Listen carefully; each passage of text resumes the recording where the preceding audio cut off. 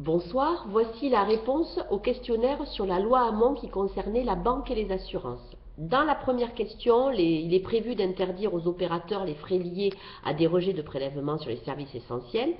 La réponse est oui, la loi est déjà entrée en application et ce sont les opérateurs des services tels que énergie, eau et télécom qui n'ont plus le droit de prendre des frais de rejet de prélèvement. Aujourd'hui, la banque peut prendre des frais de rejet dans une certaine limite, mais les opérateurs, eux n'ont pas le droit de rajouter des frais à un prélèvement qui aurait été rejeté une première fois.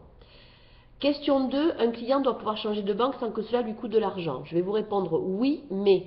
Donc c'est faux, ça ne va pas, et ça dépend, ça ne va pas non plus.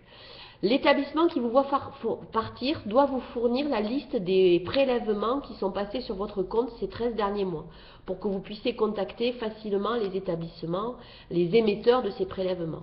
La banque qui vous accueille doit utiliser cette liste et tout ça de façon gratuite et doit fournir à vos émetteurs de prélèvements vos nouvelles coordonnées bancaires et tout ça doit être gratuit. À la fin de l'année 2014, il est prévu qu'on envisage la portabilité d'un numéro de compte d'un établissement à un autre. Donc comme pour votre numéro de téléphone portable, vous pourriez au cours de votre vie garder le même numéro de compte, mais par contre changer d'établissement bancaire. En cas de crédit pour une accession à la propriété, ça c'était la question 3, je peux choisir facilement mon assurance emprunteur. Et en fait, il y avait deux bonnes réponses. Je peux la résilier pendant 1 an si je trouve une offre plus intéressante ailleurs. Et je peux la résilier pendant 1 an si je trouve une offre moins onéreuse à niveau de garantie équivalent. Bien sûr, rien ne vous empêche de prendre une offre plus onéreuse, mais ça m'étonnerait que vous le fassiez. Par contre, le niveau de garantie doit être absolument équivalent, sinon votre banque peut refuser cette nouvelle assurance emprunteur. Lors de la souscription d'un contrat d'assurance affinitaire, c'était la question 4. Alors vous vous êtes peut-être posé la question de qu'est-ce que c'est qu'une assurance affinitaire.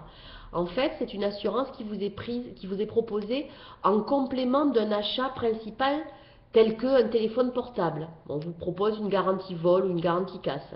En cas d'achat d'électroménager, on va vous proposer une extension de garantie. En cas d'assurance voyage, d'un achat de voyage, vous allez prendre une assurance rapatriement par exemple. Donc, quand vous souscrivez une assurance, un contrat d'assurance affinitaire lors d'un achat, vous pouvez résilier cette assurance sous 14 jours si vous vous rendez compte que vous l'avez déjà. Par exemple, avec votre carte bancaire, regardez bien l'ensemble des assurances qui sont proposées par votre carte parce qu'il s'agit souvent d'assurances très intéressantes. Et puis enfin, lors du renouvellement d'un contrat d'assurance tacitement reconductible, alors là, le décret d'application n'est pas encore passé, mais ce sont des assurances qui concernent l'assurance multirisque habitation et l'assurance voiture. Vous pourrez, et là les 3 réponses sont bonnes, vous pourrez résilier à tout moment au-delà d'une année de souscription.